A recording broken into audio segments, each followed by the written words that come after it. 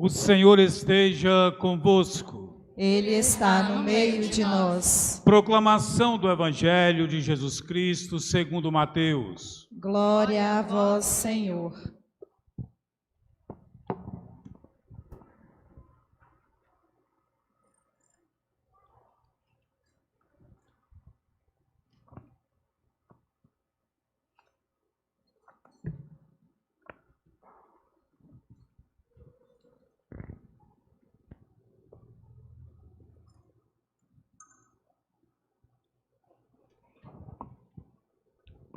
Naquele tempo, disse Jesus a seus discípulos: Não penseis que vim abolir a lei e os profetas.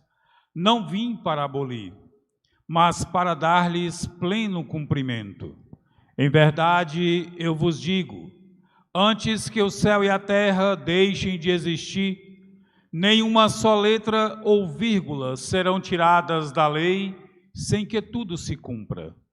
Portanto, quem desobedecer a um só desses mandamentos, por menor que seja, e ensinar os outros a fazerem o mesmo, será considerado o menor no reino dos céus. Porém, quem os praticar e ensinar, será considerado grande no reino dos céus. Porque eu vos digo, se a vossa justiça não for maior que a justiça dos mestres da lei e dos fariseus, vós não entrareis no reino dos céus. Vós ouviste o que foi dito aos antigos: não matarás. Quem matar será condenado pelo tribunal. Eu, porém, vos digo: todo aquele que se encoleriza com seu irmão será réu em juízo. Quem disser ao seu irmão: patife, será condenado pelo tribunal. Quem chamar o seu irmão de tolo será condenado ao fogo do inferno. Portanto, quando tu estiveres levando a tua oferta para o altar, e ali te lembrares de que teu irmão tem alguma coisa contra ti, deixa a tua oferta ali diante do altar, e vai primeiro reconciliar-se com o teu irmão. Só então vai apresentar a tua oferta.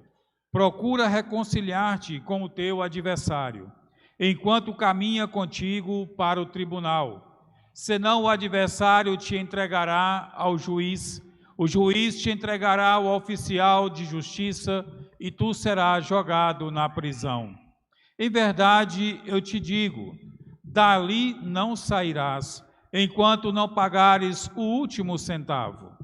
Ouviste o que foi dito: não cometerás adultério. Eu, porém, vos digo, todo aquele que olhar para uma mulher com o desejo de possuí-la, já cometeu adultério com ela no teu coração. Se o teu olho direito é para ti ocasião de pecado, arranca-o e joga-o para longe de ti. De fato, é melhor perder um dos teus membros do que todo o teu corpo e ser jogado no inferno. Se a tua mão direita é para ti ocasião de pecado, corta-a e joga-a para longe de ti.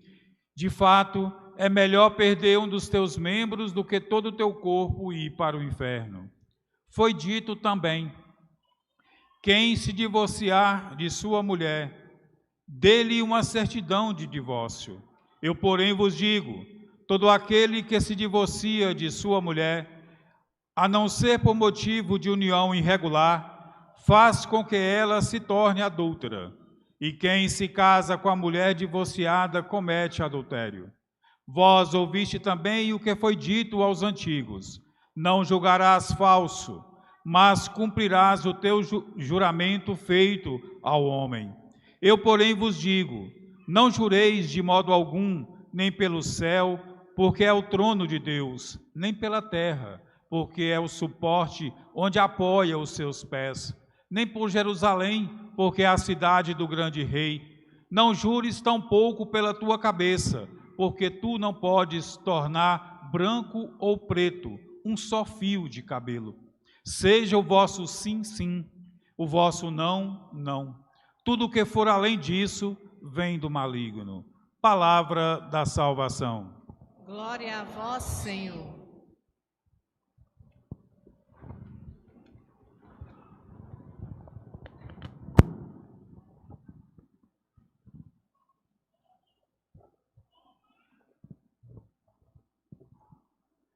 Estimado Diácono Braulio, caro povo de Deus que celebra conosco esta Eucaristia. Hoje celebramos o 6º domingo do tempo comum. E como a liturgia nos propõe, essa crescente no aprendizado daquilo que Jesus nos revela, aqui falamos alguns dias atrás que o Evangelho na liturgia apresenta uma sequência imediata no tempo comum, da qual nós vamos, domingo a domingo, fazendo essa experiência. Por isso é importante, além de celebrarmos, claro, a Eucaristia, de vivermos a nossa comunhão com os nossos irmãos, estarmos atentos àquilo que Deus nos revela através da sua palavra sagrada. Alguns dias falávamos que Jesus chamou os seus discípulos e disse a eles como era possível participar deste seu anúncio. E aí vem o anúncio das bem-aventuranças. Na semana passada, Jesus diz quais são as consequências deste anúncio e diz, vós deveis ser o sal da terra, a luz do mundo, pois é esta a missão de todo aquele que segue este reino. Hoje nós ouvimos palavras de nosso Senhor Jesus Cristo que soam de uma maneira forte como é o Evangelho, como a própria palavra de Deus nos diz que ela é. A palavra de Deus diz de si próprio assim: ela é cortante e penetrante como espada de 2 gumes, onde a palavra de Deus passa, ela não passa pela metade. Nós não podemos fazer uma experiência parcial desta vontade de Deus nas nossas vidas. Ou seguimos o reino de Deus, ou o abandonamos. O próprio Senhor vai nos lembrar isso no livro do Apocalipse, ou seja, quente, ou seja, frio, porque aqueles que são mornos, Deus os rejeita. Então, na verdade, nós somos convidados por Deus a revisarmos a nossa vida a partir dessa radicalidade que o Evangelho nos apresenta. Quando nós falamos de radicalidade, muitas vezes vem no nosso consciente uma dimensão, talvez até um pouco preconceituosa, de que o radical é uma pessoa inconsequente, que faz as coisas sem meditar por si próprio. E não é. A pessoa que vive a radicalidade do Evangelho, ela não é uma pessoa que não pode pensar ou meditar, ou crescer nesta dimensão. Ao contrário, quando nós vamos crescendo, como nós cantamos no Salmo responsorial, nós nos tornamos plenamente felizes porque continuamente nós vamos progredindo na lei do Senhor. Continuamente nós vamos crescendo, entendendo o que Deus tem a nos dizer. O Evangelho, nosso Senhor Jesus Cristo, nos lembra a dimensão de que é preciso que nós ou escolhamos a vida ou a morte, como nos lembrou a primeira leitura do livro do Eclesiástico, e que é, na verdade, uma grande preparação, um prólogo, a gente pode assim chamar, para aquilo que daqui a alguns dias nós vamos celebrar na liturgia cristã, o tempo quaresmal, um tempo de reflexão sobre a nossa vida, sobre a nossa existência. E quando lá no livro do Deuteronômio, anterior inclusive ao livro do Eclesiástico, essa leitura apresenta um paralelo quando diz, vós, tem diante de vós 2 caminhos, a vida ou a morte. E Deus convida os seus filhos, convida o seu povo fiel a fazer a experiência da vida. E o que é essa experiência da vida? É a experiência, como nos diz a fé cristã, do encontro pessoal com o nosso Senhor Jesus Cristo. E este encontro nos ajuda a fazer esta realização, essa conversão do nosso coração àquilo que Ele mesmo nos apresenta, abandonando o pecado e vivendo aquilo que a graça de Deus nos propõe. Quando falamos do pecado, pode surgir diante de nós 2 caminhos que são muito extremistas e tudo que é extremo demais na nossa vida, a gente sabe que não é muito interessante para nós. Quando falamos do pecado, existem pessoas que têm o extremo de pensar que tudo é pecado.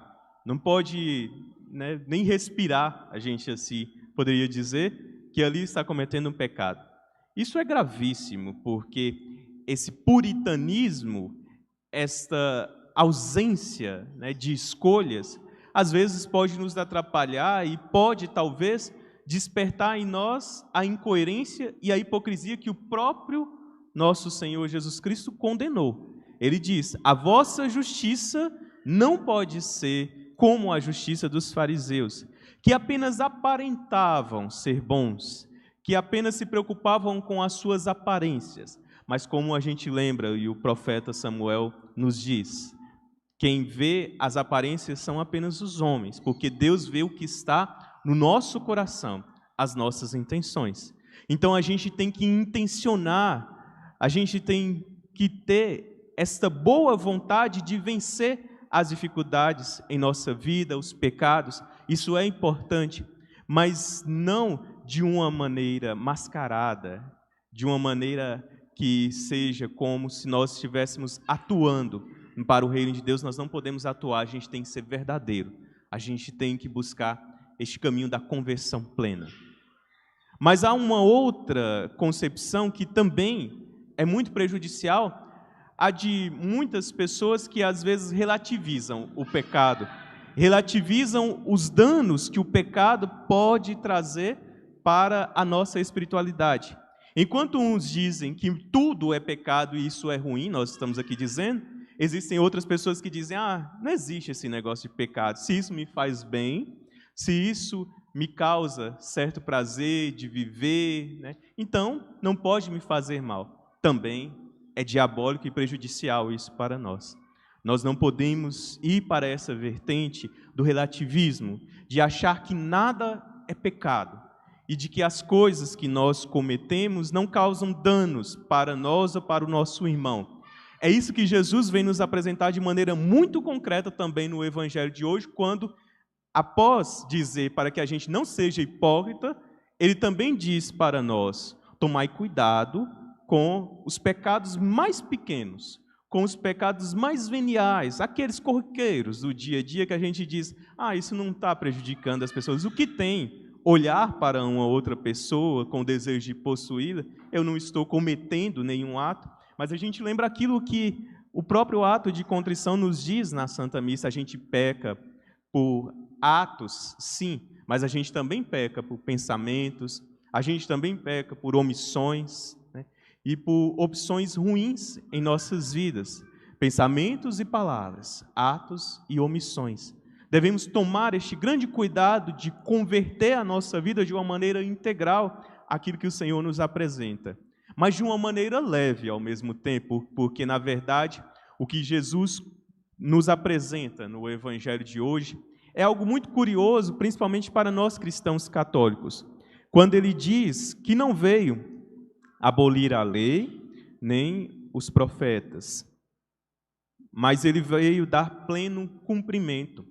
Talvez para nós, quando olhamos para esse Evangelho, ou talvez já fomos inclusive confrontados com isso, alguém dizer para nós: mas vocês católicos não obedecem o sábado, não comem as carnes que são proibidas no Antigo Testamento, e por aí vai. São diversas outras regras que existem ali.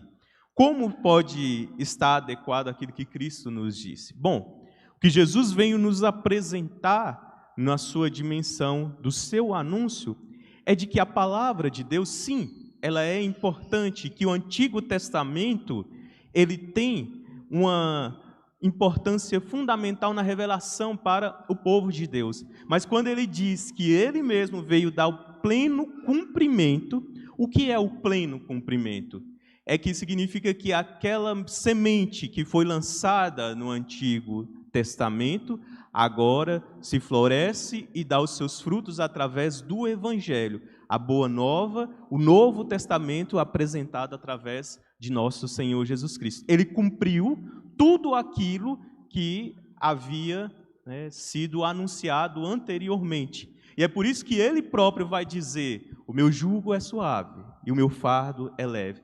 Tudo aquilo que antes era um extremo de normas, de regras, que foram importantes para que o povo de Deus seguisse a Deus, seguisse ao Senhor, e o povo olhava a lei como a própria presença de Deus. Agora, não é preciso mais a gente olhar a lei e os profetas, porque aquilo que a lei e os profetas anunciou, agora se cumpre em nosso Senhor Jesus Cristo. E quando retornamos lá ao Antigo Testamento, às leis e aos profetas, nós vamos sempre olhar com este olhar de conversão à vontade de nosso Senhor Jesus Cristo. Foi por isso que o Espírito Santo iluminou de maneira tão plena os nossos irmãos, os músicos dessa noite, quando eles cantaram aqui no início da celebração, este canto que é muito especial para aquilo que a liturgia de hoje nos apresenta, quando nas palavras, né, tão bem proclamadas e, na verdade, ali edificadas, né, do sábio Padre Zezinho, né, diz: amar como Jesus amou, né, sonhar como Jesus sonhou e pensar como Jesus pensou. Muitas vezes em nossa caminhada de fé, nós nos perguntamos como é possível nós seguirmos a Deus e fazer esta experiência de redenção nos nossos corações. A grande resposta está nisso. A gente precisa apenas nos perguntar: o que eu estou fazendo, o que eu estou pensando, o que eu estou propondo para a minha vida, é coerente com aquilo que Jesus fez, pensou e propôs para a sua existência? Afinal, a fé em Cristo é a fé do assemelhar-se à vontade de Deus, assemelhar-se, recuperar essa semelhança que os nossos primeiros pais perderam através do pecado. Em Jesus Cristo, como nos diz o apóstolo Paulo, nós somos como novas criaturas. Nascemos de novo no Senhor para recuperarmos esta semelhança que havíamos perdido.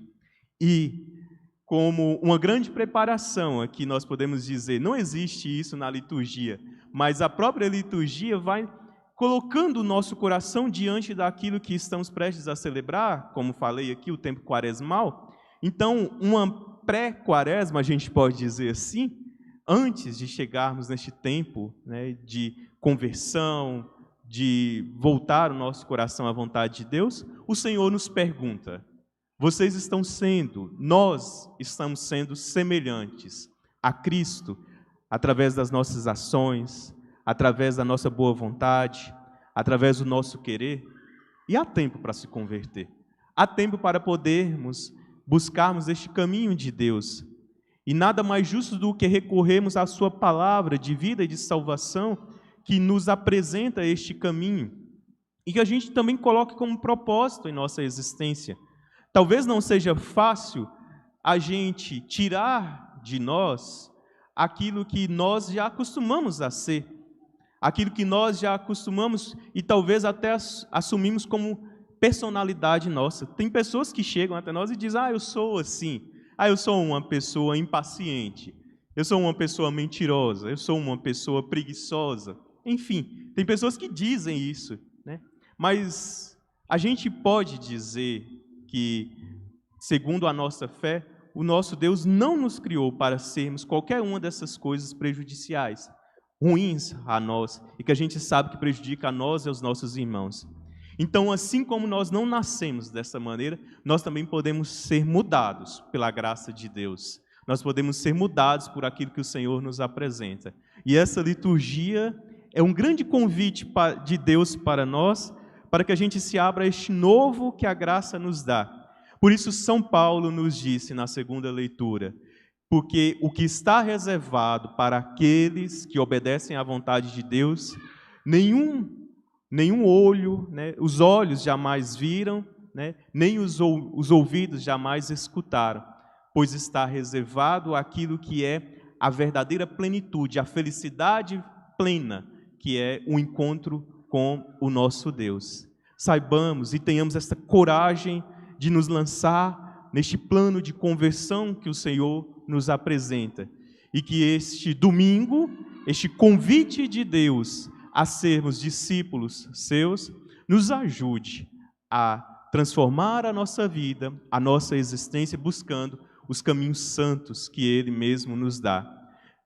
Nós temos na igreja cristã, católica, um auxílio muito poderoso nesse sentido, o sacramento da reconciliação. E que muitas pessoas, infelizmente, não descobriram ainda a importância do confessar-se, como a própria igreja diz, né, pelo menos uma vez por ano, mas isso é o mínimo, né? Porque quem sabe da preciosidade do sacramento da reconciliação busca com muito mais frequência do que uma vez por ano e sabe o quanto é importante a gente buscar esta vida nova que os sacramentos, que a vida sacramental nos apresenta. Que a gente tenha essa coragem, que a gente busque vencer os nossos medos, afinal, o padre, o sacerdote que está ali para nos acolher no sacramento da reconciliação não está para nos julgar, não está para nos condenar, mas ao contrário, né, como diz as sábias palavras do místico, né, o tribunal, né, onde nós nos apresentamos como confessos réus e nós saímos absolvidos, o único tribunal é o tribunal da confissão, onde a gente diz que de fato é pecador, onde a gente diz que de fato nós erramos e nós saímos de lá absolvidos. E é neste lugar que nós encontramos com a misericórdia de Deus e é a partir dele que somos convidados a buscar um caminho novo de justiça, de paz e de redenção. Que a gente não se afaste da misericórdia de Deus e que a gente busque cada vez mais crescer nesta comunhão, para que vença em nós tanto a hipocrisia, quanto o relativismo, quanto a falta, né, de compreensão daquilo que Deus nos dá como projeto de salvação. Que o Senhor nos abençoe e torne o nosso coração humilde, para que essas palavras que hoje Ele nos apresenta, tão fortes e verdadeiras, possam impregnar em nós o desejo de viver uma comunhão verdadeira com aquilo que Ele nos apresenta. Assim o seja. Amém.